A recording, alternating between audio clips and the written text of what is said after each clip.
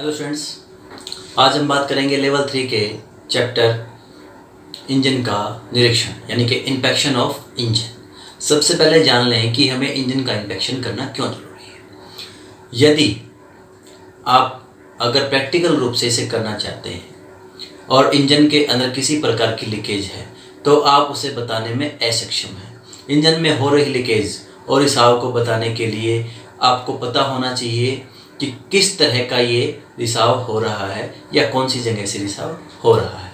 हमारे इंजन में यदि रिसाव होता रहेगा तो हमारे इंजन की जो परफॉर्मेंस है, जो इसकी कार्य क्षमता है, वो कमज़ोर हो जाएगी, यानी कि आपको माइलेज नहीं मिलेगी और आपका जो गाड़ी की जो पिकअप है, जो टॉर्क है, वो भी क्या रहेगा, कम रहेगा। तो इसलिए आइए जानते हैं इंजन इंस्पेक्शन के बारे में। तो इंजन इंस्पेक्शन के अंदर यदि इंजन में किसी भी प्रकार का रिसाव है तो हमारे सबसे पहले क्या है, माइलेज पे असर पड़ेगा, हमारी जो पिकअप है उसके ऊपर भी असर पड़ेगा। तो हमारे पास 4 तरह के जो है इंजन इंस्पेक्शन मौजूद हैं। सबसे पहला जो है हमारा शीतलन प्रणाली यानी कि कूलिंग सिस्टम के बारे में, कि कूलिंग सिस्टम का इंस्पेक्शन हम कैसे करेंगे। देखिए, अगर कूलिंग सिस्टम के अंदर लीकेज हो जाती है तो हमारे वाहन के अंदर, इंजन के अंदर तापमान जो है बढ़ जाएगा, तो हमारा इंजन जो है ख़राब हो सकता है, डैमेज हो सकता है। तो इसके बचाव के लिए आइए कुछ स्टेप्स हैं जो हमें फॉलो करने पड़ेंगे ताकि हम पता कर सकें कि हमारी कूलिंग सिस्टम में लीकेज कहाँ पर है और कहाँ पर प्रॉब्लम है। तो सबसे पहले हमें जो नंबर 1 काम करना है वो हमारे वाहन को एक सतह के ऊपर खड़ा कर देना है। उसके बाद वाहन को बंद करके बोनट को खोल के लीवर की सहायता से बोनट को खुला रखेंगे। इसके बाद हम जो है हमारे रेडिएटर की जो कैप है उसको चेक करेंगे, क्योंकि रेडिएटर हमारा कूलिंग सिस्टम में एक बेहद ही ज़रूरी हिस्सा है। तो हम रेडिएटर की जांच करेंगे, रेडिएटर कैप की जांच करेंगे। इसके बाद रेडिएटर से जुड़ी हुई होज पाइप से जितने भी हैं काले रंग की, उनको चेक करेंगे। यदि उनके सीलिंग में प्रॉब्लम है तो सील चेंज कर देंगे। यदि लगता है कि होज पाइप कहीं से असामान्य रूप से कटी हुई है तो उन्हें बदल देंगे। इसके बाद जो वाटर टैंक होता है प्लास्टिक का, उसकी लीकेज को चेक करेंगे, कहीं उसमें लीकेज तो नहीं है। यदि उसमें लीकेज है तो उसको भी हमें बदलना पड़ेगा। इसके अलावा हमें वाटर लेवल भी चेक करना पड़ेगा, कूलेंट लेवल भी चेक करना पड़ेगा। यदि कूलेंट लेवल कम है या पानी कम है तो हमें उसका कूलेंट को ऐड करना पड़ेगा। इसके अलावा यदि आपका वाहन खड़ा रहता है और उसके नीचे ग्रीन कलर का पानी गिरता रहता है तो आप समझ लीजिए कि आपके कूलिंग सिस्टम के अंदर कहीं ना कहीं रिसाव जरूर है। इसके बाद हम बात करेंगे जो भी हमारी वाटर लाइंस हैं जो इंजन के अंदर जाती हैं, वहाँ पर भी हमें उसकी सीलिंग को चेक करना पड़ेगा। और पानी के जो पंप है, जो वाटर पंप रहेगा, उसकी जो सीलिंग है उसको भी चेक करना पड़ेगा। यदि वहाँ से वाटर पंप के साथ लीक हो रहा है तो हमें उसकी सीलिंग को भी बदलना पड़ेगा। तो ये कुछ पॉइंट्स थे हमारे जो कि कूलिंग सिस्टम की लीकेज को चेक करने के लिए बेहद ज़रूरी हैं। यदि इन किसी भी पार्ट्स में, हिस्सों में अगर समस्या है तो अगर वो सीलिंग बदलने से ठीक हो सकती है तो ठीक, अदरवाइज हमें उसको रिप्लेस करना पड़ेगा। इसके बाद हम बात करेंगे दूसरे पॉइंट के ऊपर, फ्यूल लीकेज। फ्यूल लीकेज यानी कि पेट्रोल और जो डीजल हमारी गाड़ी के अंदर है वो कहीं लीकेज तो नहीं हो रहा है। तो इसमें सबसे पहले हमारा जो फ्यूल रखा जाता है, कहाँ रखा जाता है, फ्यूल टैंक के अंदर। तो फ्यूल टैंक के अंदर क्या वाष्पीकरण हो सकता है तो माइलेज हमें कम मिलेगी। इसलिए हमारे जो फ्यूल टैंक का जो फ्यूल वाली कैप है उसको चेक करना चाहिए, उसकी सील को चेक करना चाहिए, कहीं वो लूज तो नहीं है। इसके बाद ये था इनलेट की बात। अब बात करेंगे हम आउटलेट की, जहाँ से फ्यूल टैंक से फ्यूल हमारे इंजन में जाता है, वहाँ लगी हुई होज पाइप्स को हम चेक करेंगे कि वहाँ कोई लीकेज तो नहीं है। लीकेज हम क्या है कि स्मेल से भी पता कर सकते हैं। देखिए, पेट्रोल और डीजल की अपनी एक स्मेल होती है, हम उसके ज़रिए भी चेक कर सकते हैं कि हमारे इंजन में फ्यूल लीकेज है कि नहीं। तो टैंक के बाद हम जो इसकी पाइप है, जो फ्लेक्सिबल पाइप्स है, उसको चेक करेंगे, कहीं लीकेज तो नहीं है।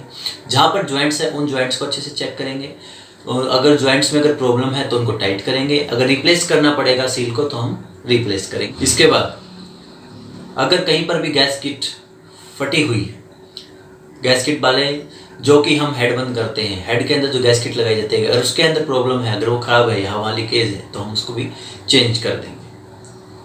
ईंधन पंप की हम बात करेंगे तो फ्यूल पंप की बात कर रहे हैं, जो हमारे टैंक से फ्यूल को इंजन तक पहुंचाता है विद प्रेशर। अगर उसमें लीकेज प्रॉब्लम आई है तो हमें वो भी चेंज करना पड़ सकता है। इसके बाद हम बात करेंगे कार्बोरेटर। कार्बोरेटर भी एक हमारा क्या है, फ्यूल सप्लाई सिस्टम का एक हिस्सा है। तो कार्बोरेटर में हो सकता है कि कहीं ना कहीं सीलिंग में दिक्कत आ रही हो, तो कार्बोरेटर भी चेक किया जाएगा। और कार्बोरेटर के बाद आगे नोजल्स को भी हम चेक जरूर कर लेंगे। इसके बाद तीसरी जो चीज़ है वो है, जब हमारे इंजन में फ्यूल आ जाता है फिर वो बर्न हो जाता है। बर्न होने के बाद वहाँ गैसेज बच जाती हैं। तो गैसेज का रिसाव हमारा कहाँ से होता है, एग्जॉस्ट गैसेज के रूप में बाहर हो जाता है साइलेंसर के थ्रू।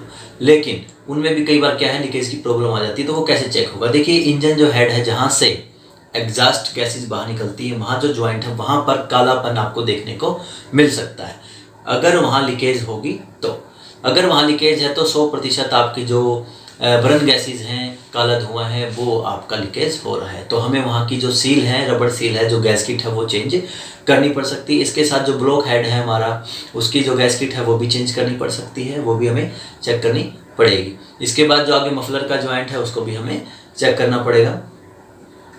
इसके बाद स्पार्क प्लग भी चेंज किया जाना, स्पार्क प्लग भी जो है चेक किया जा सकता है कि अगर वो सही ढंग से अगर टाइट है तो ठीक है, नहीं तो उसको भी टाइट किया जा सकता है।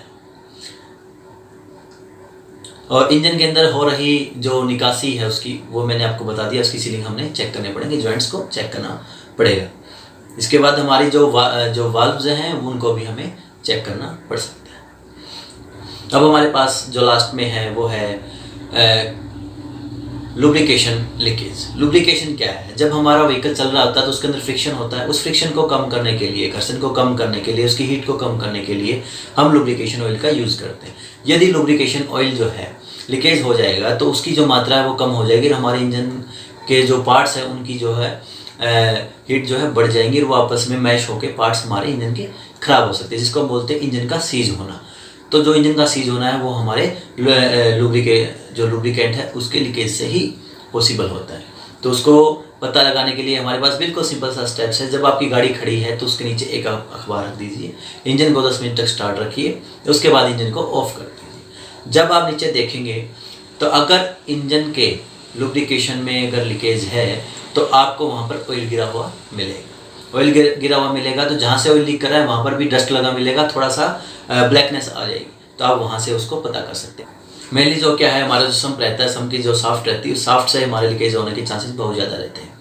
तो आप उसकी सील को चेक करिए, जो सम्प का जो नट है उसको चेक कीजिए, सम्प की जो सीलिंग है उसको इंजन के साथ वो ज़रूर चेक कीजिए।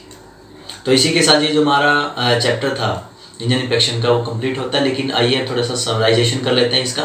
तो सबसे पहले हमने बात की थी कि हमारे इंजन में जो लीकेजेस हैं वो रोकना क्यों ज़रूरी है, क्योंकि हमारी जो माइलेज है और जो परफॉर्मेंस है वो कम हो जाता है। इसके बाद हमने कौन कौन सी लीकेज चेक की, सबसे पहले हमने चेक की थी कूलिंग सिस्टम की लीकेज चेक की थी। उसके बाद हमने फ्यूल लीकेज चेक की। उसके बाद हमने जो बर्नड गैसेज हैं उनकी लीकेज चेक की। उसके बाद हमने जो लुब्रिकेशन ऑयल है उसकी लीकेज चेक की। ठीक है, इसी के साथ जो आपका ये चैप्टर है ये कंप्लीट होता है। Thank you.